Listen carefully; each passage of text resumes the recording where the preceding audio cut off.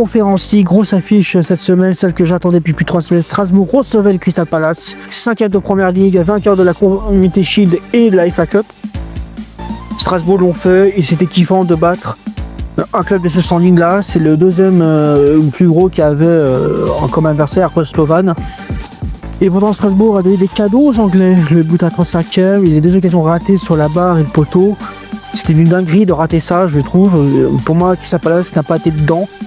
Strasbourg continue à mettre la pression tout le long du match et égalise à la 53e minute. Quand je dis occasion ratée, le deuxième je ne comprenais pas. Les Anglais, il n'y a pas de gardien, ils tirent, ils marquent sous le poteau. Non mais c'est même sur la barre, non mais c'est hallucinant. Remercions les Anglais d'avoir visité la Farm League. Mais voilà, 75e minute, coup franc de Strasbourg sous le poteau et repris d'El Mourabad qui marque pour Strasbourg, joueur de centre de formation.